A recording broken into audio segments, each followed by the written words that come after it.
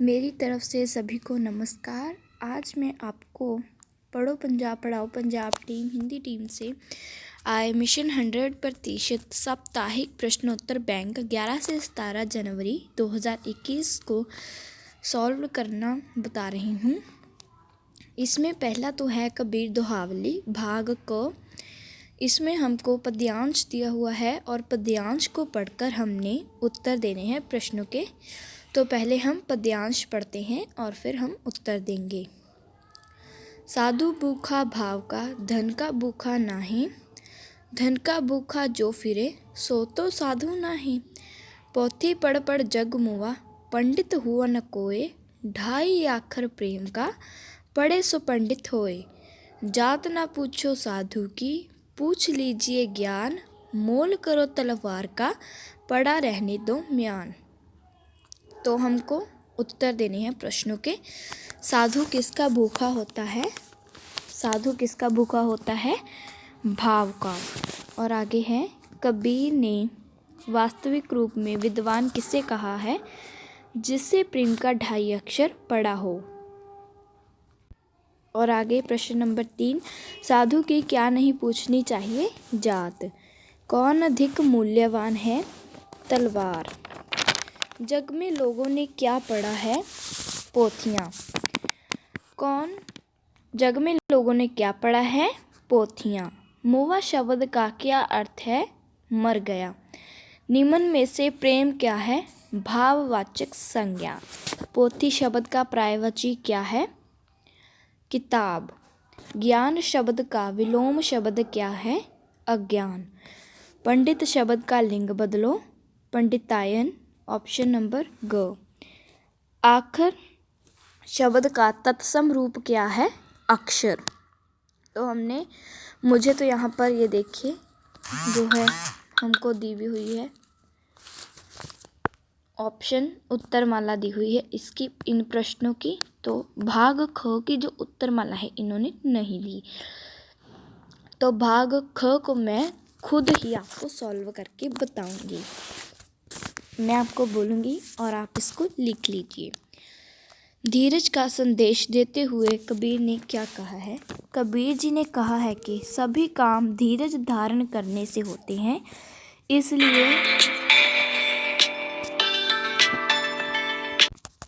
अब हम नेक्स्ट करते हैं। इसीलिए मनुष्य को अपने जीवन में धीरज रखना चाहिए। जिस प्रकार अनुकूल रुत आने पर वृक्ष पर फल वापस अपने आप आ जाते हैं, उसी प्रकार मनुष्य के सभी कार्य समय पर हो जाते हैं। आगे प्रश्न नंबर 2, कबीर के अनुसार ईश्वर किसके हृदय में निवास करता है? कबीर जी अनुसार ईश्वर सच्चे व्यक्ति के हृदय में निवास करता है। आगे मैं प्रश्न नंबर 3 पढ़ने जा रही हूँ। कबीर ने समय के सदुपयोग पर क्या संदेश दिया है? कबीर जी ने समझाया है कि मनुष्य को अपना काम कल पर नहीं टालना चाहिए, अपितु तुरंत कर लेना चाहिए, क्योंकि कल का पता नहीं होता, भविष्य सदा अनिश्चित होता है। और आगे पंच परमेश्वर का भाग क आ जाता है। क्या बिगाड़ के डर से इंसान की बात ना कहोगे? कहानी में ये कथन किसका है? खाला का। पंच की जुबान से खुदा बोलता है। कहानी में ये वाक्य किसने कहे हैं? जुम्मन शेख। पंच परमेश्वर कहानी के आधार पर मित्रता का मूल मंत्र क्या है? विचार मिलने चाहिए। अलगू चौधरी ने समझू साहू को बैल कितने रुपए में दिया था? 150 रुपए में। बूढ़ी खाला ने पंच किसको बनाया? बूढ़ी खाला ने पंच किसको बनाया? अलगू चौधरी को। असर शब्द का क्या अर्थ है? इसका अर्थ है बंजर। काया पलट शब्द का क्या अर्थ है? बहुत बड़ा परिवर्तन होना। ग्राम शब्द का तद्भव रूप क्या है? गांव। समझू साहू ने जब अलगू चौधरी से बैल लिया तब बैल को गंभीर बीमारी थी। गलत। जुम्मन की पत्नी का नाम करीमन था। सही। जितना पैसा इसके पेट में झोंक चुके उतने में तो डैश मोल न लेते। इसका उत्तर क्या है? गांव। जितन तो कोई ये थोड़े समझा था कि तुम मौत से डैश कर आए हो, लड़ाई हो। आगे आ गया भाग ख। निम्नलिखित प्रश्नों के उत्तर 3-4 पंक्तियों में दीजिए। प्रश्न, बूढ़ी खाला ने पंचों से क्या विनती की?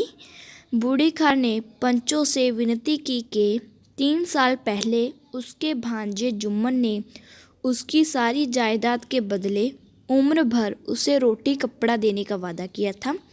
साल भर तो उसने अपने वादे को किसी तरह निभाया, परंतु अब वह न उसे पेट भर रोटी देता है और ना ही कपड़ा। वह विधवा स्त्री है, कोर्ट कचहरी नहीं जा सकती। पंच जो भी रास्ता निकाल दे वही रास्ता उसे स्वीकार होगा।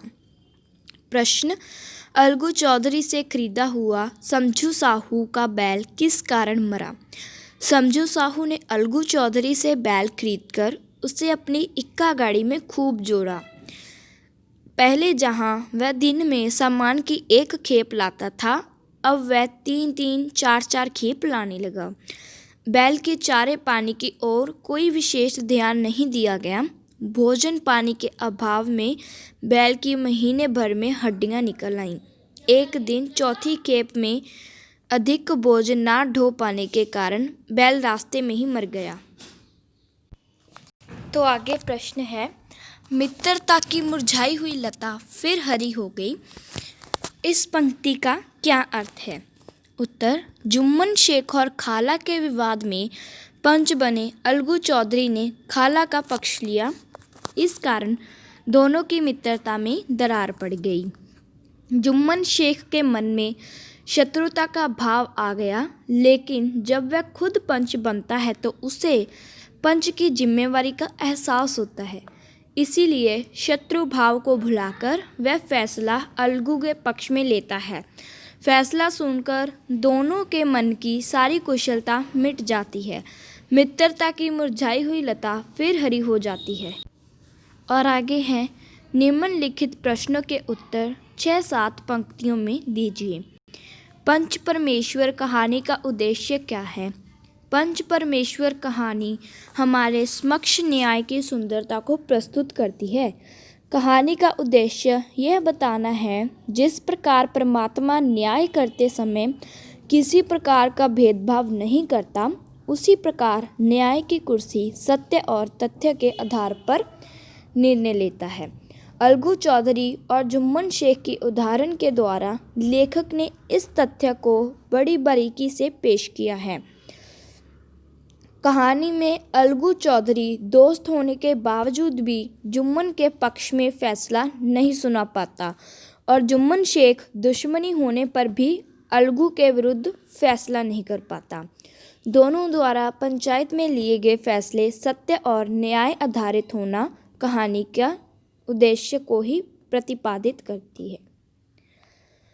दोस्ती होने पर भी अलगू ने जुम्मन के खिलाफ फैसला क्यों दिया और दुश्मनी होने पर भी जुम्मन ने अलगू को के पक्ष में फैसला क्यों दिया? दोस्ती होने पर भी अलगू ने जुम्मन शेख के विरुद्ध फैसला सुनाया, क्योंकि खाला का पक्ष सत्य और न्याय संगत था। अलगू चौधरी पंच पद पर बैठकर अपने मित्र के पक्ष में फैसला ले सकता था, लेकिन सत्य और न्याय के आगे उसने अपनी मित्रता को नहीं आने दिया। इसी प्रकार जब जुम्मन पंच पद पर बैठा तो वह अलगू से अपनी पुरानी हार और दुश्मनी का बदला ले सकता था, पर पंच बनते ही उसकी ये संकीर्ण मानसिकता बदल गई। उसने भी अपनी दुश्मनी को भुलाकर न्याय और सत्य के पक्ष में फैसला सुनाया। इससे ये साबित हो गया कि पंच परमेश्वर का ही रूप होता है। जिस प्रकार परमात्मा के न्याय में भेदभाव नहीं होता, उसी प्रकार पंच ना किसी का मित्र होता है ना ही शत्रु। आगे मेरे पास जो है ग्रामर का आ चुका है, व्याकरण का।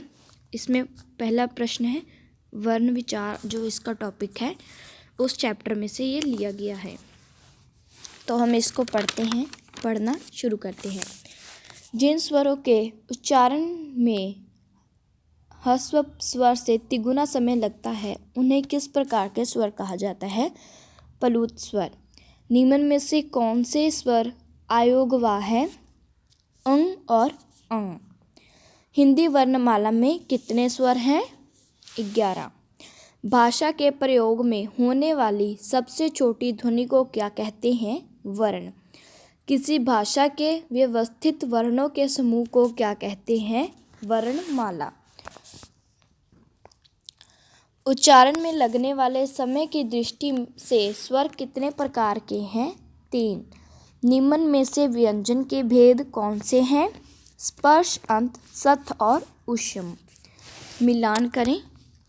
क से हम जब क्ष श को जोड़ते हैं तो क्या बनता है?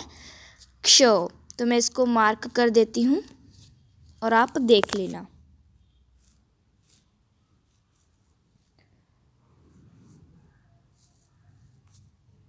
ये पहले से आएगा और फिर मैं आपको आगे का भी बताती हूँ। तो मैं आपको बता देती हूँ इनके उत्तर। तो अब हम इनके उत्तर मार्क कर लेते हैं। मार्क हम कर देते हैं। श और क्ष को मिलाने से ये वाला क्ष बनेगा और फिर त और र को मिलाने से हमको ये मिलेगा त्र। और जब हम ज और न को मिलाते हैं और मिलेगा ज्ञ और श और र को मिलाने से श्रो। तो ये हमारी मिलान हो गई। जब हम क और क्ष को मिलाते हैं तो हमें मिलता है ऐसे वाला क्ष। ठीक है। और जब हम त और रो को मिलाते हैं तो हमें मिलता है ऐसे वाला त्र, जो ऐसा होता है, कुछ ऐसा दिखता है। और जब हम मिलाते हैं, फिर से आपको बता देती हूँ, ये इन दोनों को तो हमें मिलता है ये वाला ओ। जब हम इन दोनों को मिलाते हैं तो हमें ये ऐसा वाला मिलता है ज्ञानी वाला। तो ऐसा होता है ये कुछ ऐसा और फिर ऐसा ऐसा। और एक आखिरी बचा है, मैं आपको ये भी बता देती हूँ। जब हम य और न को मिलाते हैं, ये देखिए श और र को मिलाते हैं तो हमारे पास ये श्रम वाला श होता है। मैं आपको फिर से बनाकर दिखा देती हूँ। ये होता है कुछ ऐसा, मैं आपको बनाकर दिखाती हूँ। ऐसे लाइन होती है और फिर ऐसे और फिर ऐसे, ये ऐसे होता है। तो अब हम अगला क्वेश्चन करते हैं। किसी भी भाषा के वर्णों को दो भागों स्वर और व्यंजन में बांटा जा सकता है। ये है बिल्कुल सही। हिंदी में आगत स्वर का प्रयोग नहीं होता। कौन कहता है नहीं होता? ये है गलत। और इसकी भी उत्तरमाला हमें दी गई है। ये देखिए, जैसे मैंने मिलाया था वैसा ही है।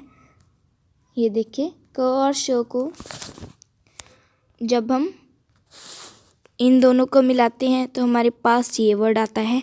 जब हम इन दोनों को मिलाते हैं तो त्र मिलता है। ज और न को मिलाते हैं तो ज्ञ मिलता है। श रो को मिलाने से श्रम वाला श मिलता है। आपको समझ आ ही गया होगा मेरा इतना समझाने के बाद। तो अब हम भाग ख करते हैं। निम्नलिखित प्रश्नों के उत्तर दीजिए। स्वर किसे कहते हैं? जिन वर्णों के उच्चारण के समय हमारे मुख से हवा बिना किसी रुकावट के बाहर निकलती है, अर्थात जिनका उच्चारण स्वतंत्र रूप से बिना किसी रुकावट के होता है, उन्हें स्वर कहते हैं। आगे है, व्यंजन किसे कहते हैं? जिन वर्णों का उच्चारण करते समय हमारे मुख से हवा थोड़ा रुककर बाहर निकलती है, उन्हें व्यंजन कहते हैं। आगे, दीर्घ स्वर की परिभाषा दो और उनके नाम लिखो। परिभाषा ये है, इन स्वरों के उच्चारण में ह्रस्व स्वरों से दुगुना समय लगता है, इन्हें दीर्घ स्वर कहते हैं। इनके नाम जैसे आ, बड़ी ई, बड़ा ऊ, छोटी ए, बड़ी ए, ओ और औ। अंत सत व्यंजन की परिभाषा दो और उनके नाम लिखो। इन व्यंजनों का उच्चारण करते समय जीवा पूरी तरह मुख से किसी भी भाग को स्पर्श नहीं करती। इनका उच्चारण स्वर और व्यंजन के बीच सा है। इनके नाम है य, र, ल, व। अनुस्वार और अनुनासिक में क्या अंतर है? अनुस्वार और अनुनासिक में अंतर जो है मैं आपको बता देती हूँ। अनुस्वार एक नासिक ध्वनि है। इसका उच्चारण करते समय हवा केवल नाक से निकलती है।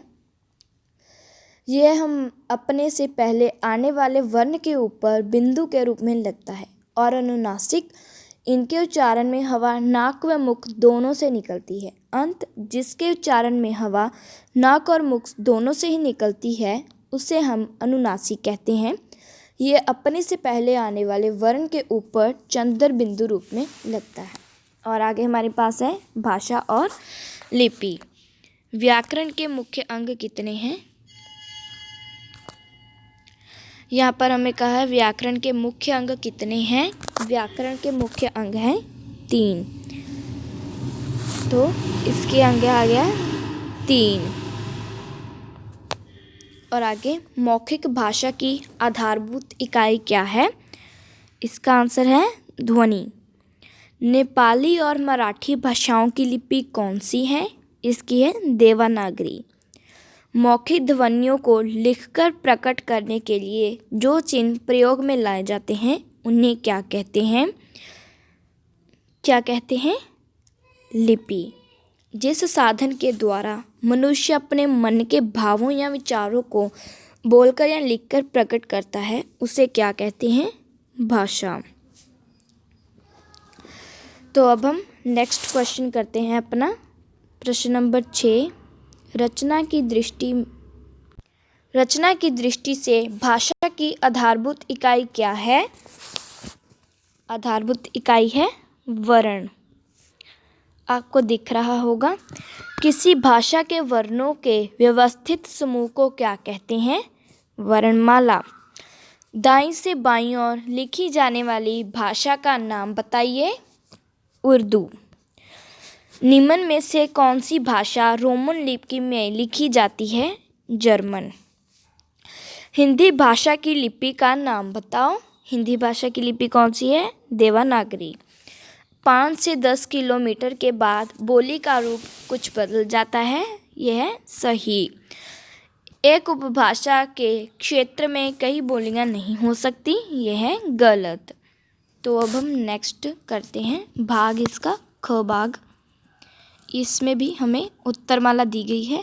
अगर आपको ना समझ लगी हो तो इससे देख सकते हैं। आगे हमारे पास है भाग ख। निम्न प्रश्नों के उत्तर दीजिए। भाषा के कितने रूप हैं? उनके नाम बताइए। भाषा के रूप हैं, मैं अभी आपको यहाँ पर लिख कर दे देती हूँ। 2 रूप हैं।